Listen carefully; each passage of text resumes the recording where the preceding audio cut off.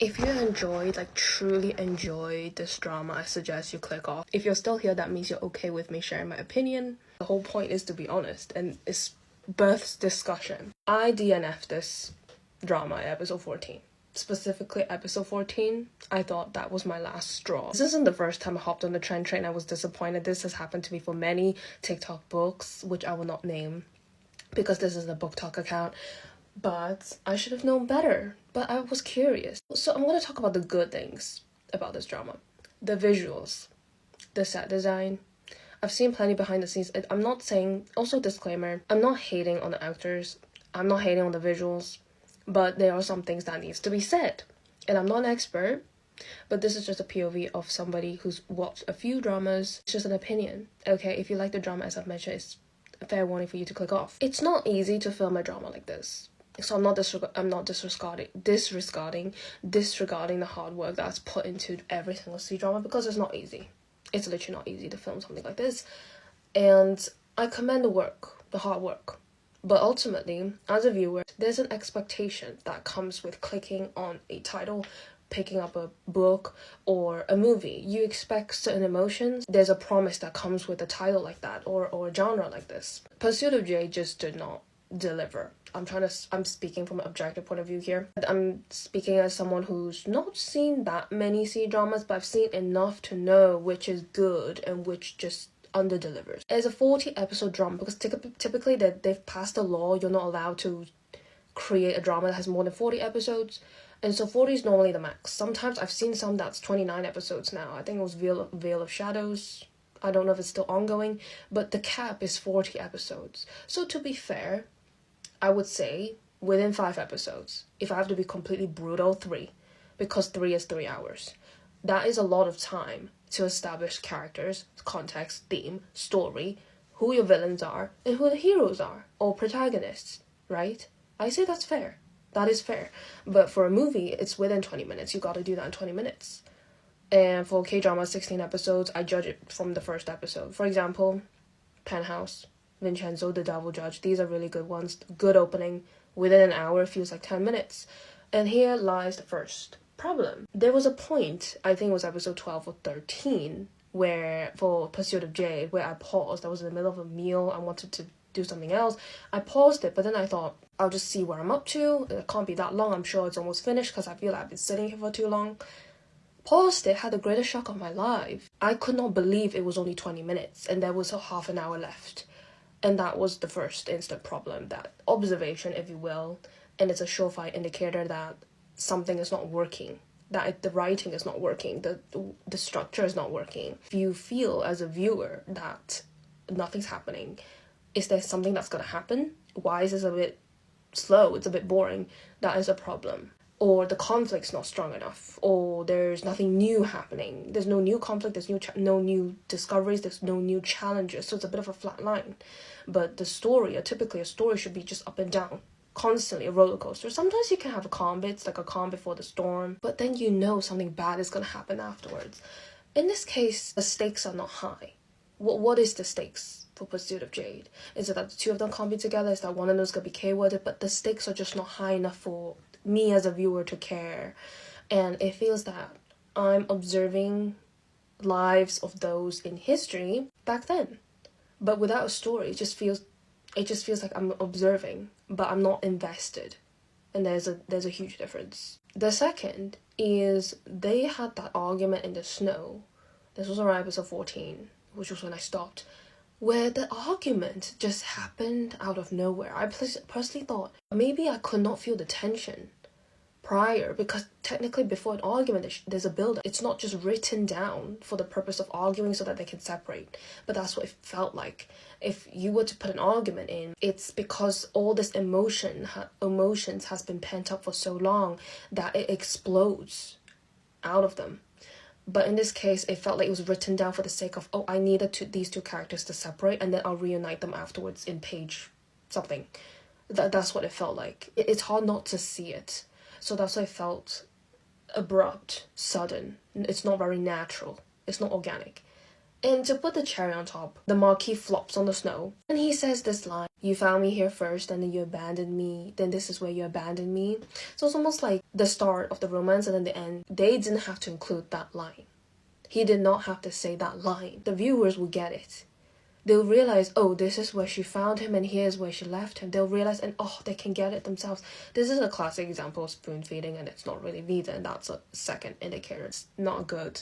I hate this feeling, and that I have to admit that it's not working for me. I think I'm one of the minority here, and this is why trends don't really work for me. This is going to be a bit of a long video. I will give some examples of good conflict, good story, that with each episode, and if it's a 70 episode drama, spoiler, Yanxi Palace and Empresses in the Palace, how is it that I could binge that in 3 weeks? I finished the drama because each episode just feels like 10 minutes, because there's always something happening. There's a new discovery, there's a new conflict, there's a new villain perhaps. But in this case with Pursuit of Jade, there's not. After 10 episodes, past the romance, there's a hint that there's a larger picture, but it's not delivering, and it ends up being a bit muddled. Who are the villains? Quite literally, who are the villains? It's been 14 episodes, I do not know who the villains are. So you have this person who keeps coughing, super handsome. He has screen presence, so I will give him that. But who is he? Like, what is his purpose? Is he gonna K-word the emperor and take the throne? Does he want revenge? Does he want to... What does he want? What does he want? It's been 14 episodes. It boggles my mind, because if I, as a viewer, can't determine that, and it's been 14 hours... or at least from the moment that he appears, it needs to click, it needs to be instant. Or even if you create some kind of mystery around him, it can't be prolonged. Again, I'm not an expert, okay? I'm not an expert. Where is the plot? What are the characters are not established? I'm really invested in the romance, but where is the obstacle that threatens this romance? You need that. So for example, with Love Between Fair and Devil, I'm going to use that as an example because that's one of the few ones that I've seen that's a romance. The conflict is that he is this super villain, and as a fairy, you can't love a villain. People are gonna pit that against you, and they have to go through these trials and tribulations to prove that, hey, good and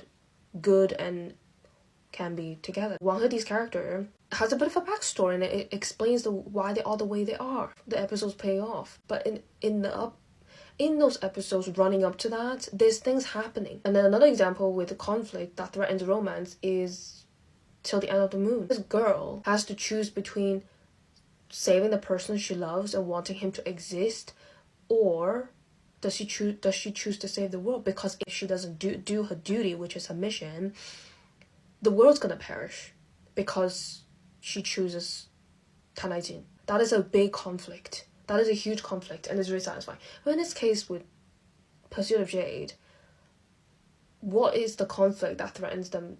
Is it because of the war? But the war was established at episode 13. Does the Marquis want revenge? Because that I would have liked that angle as well. This is just an example. If, for example, the Marquis finds out his uncle really did K-word his father, this urge that he needs to go back, because he can't have peace unless he takes revenge. That would have been a good angle. But it's not. There's no indicators about revenge or wanting to find out the truth. Nothing was established. So I was confused. I couldn't help but just think, what are you saying? They've had 14 episodes to establish, and even at that point, I could not understand. And it sounds a bit harsh, but if you've seen plenty of C-dramas, I don't think this stands as being one of the good ones. Or at least it's not clear enough. As somebody who's not read the novel, I should not be discriminated from being able to enjoy it if I hadn't read the book. It shouldn't be a compulsory activity to read the book in order to enjoy the drama. Unfortunate that I could not enjoy it. But I think at this point, I'm convinced that everybody who made memes and claimed that it's one of the best C-dramas and they're having withdrawal symptoms and they don't know what to do, I think it's probably your first drama. I think it's forgiving.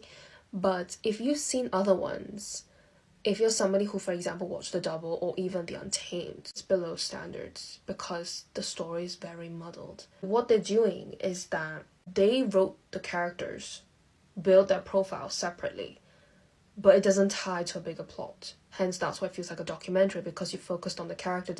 You're focusing on the character, not even the development. You're focusing on building them as people. There needs to be a plot, and that is non-existent. I expected some kind of political involvement with this puppet king emperor, for example. There is this uncle, the Marquis uncle, whom I was most intrigued in. That's what kept me going through the episodes, because of, again, it's part of a plot device, which is to generate interest and curiosity in the viewer. I kept guessing. I thought, oh, did the Marquis do something? Is he a threat to his own plan because he wants his own son to rule, to become the next Marquis? What's going on? Like, this is some bigger picture at play here that involves royalty. But he proved that he was not the villain. He was not the mastermind. In that conversation he had with his confidant, and he said, oh, investigate this person, and that it occurred to me, oh, so you're not the villain, you're not the mastermind, then what is going on then? Who is the villain? In my head I was thinking, what is going on, what is happening? And that was it. That was the end. I will give you some examples of right off the bat, episode 1. You can pretty much watch Love Between Fairy and Devil, which Zhang Lihe also stars in. So if you really like Zhang Lihe after Pursuit of Jade, definitely watch that. It is a shame that Heaven Official's Blessing will be aired, because he is Hua Cheng BL adaptation. It is grieving that it won't be aired, because I thought if it aired, he would surely blow up. He would become more popular because of that. So I never anticipated that his popularity would skyrocket because of the iconic walk. Life is full of surprises. Next, again, as I mentioned, Empress in the Palace. You establish a villain. The villain could be a high-ranked concubine, but then she also has a tragic backstory, right? It's non-existent in Pursuit of Jade. Once you start watching different C-dramas, you can easily pin the pattern. What is exceptional and compelling? Even the double's really good. And some that failed this one aspect, which is to establish things without leaving the mystery out for too long. It's hard to explain, but you can spot the patterns. Even a K-drama or a movie, once you see it, once you have the sight, if you will, it's hard to ignore. And that's why I think even at that point I was being lenient and I wanted to persist. A lot of people like it, and there's a reason that it should be liked. And I can see that. Having really good visuals and attractive leads, every person is literally attractive in Pursuit of Jade, with really good music, CGI, everything, action sequences. They pretty much checklisted everything except the plot, except the story, which is the most important story, and the characters. And they've not done this. The visuals and the really attractive actors kind of created this blindsided point of view that it's really good because the visuals are good. From an objective point of view, that's not enough. I can't deny that it's one of the most beautiful dramas. It really is. But the thing is, every C-drama is like that. Every C-drama has attractive looking actors, the visuals, the music. It's just beautiful. Okay, every single C-drama is beautiful. But the thing is, if there's a good story, people can forgive if there's lack of visuals. This blindsided point of view is that, oh, if it looks good, production looks amazing, therefore it's good. It's not an equation. Just because visuals are on fire, which it is, that automatically makes a drama good. It's not.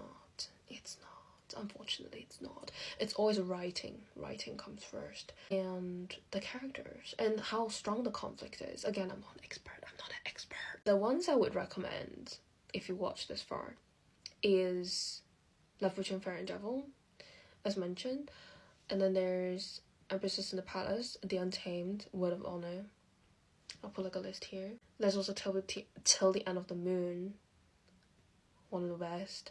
There's also Shui Longyin, Yanxi Palace, The Double. Okay, these are some of the good ones. I'm sure there's plenty more. It's just those are probably the most memorable ones that I've seen, or if I've seen other ones, I've dropped them and did not finish for the same reasons, quite literally for the same reasons. Because the thing with Chinese dramas is it's asking a lot of the viewer, because it's 40 hours. It's literally 40 hours. That's why I give 3 episodes. That is plenty of time to establish your characters and make us care about what they want. It's actually one of the few C-dramas that have made that far before I dropped it. It should have been a breeze, it should have been easy, but unfortunately it didn't do that. So I'm planning on watching Legend of Shanghai. That also looks really good. If you watched it, let me know if it's good or not.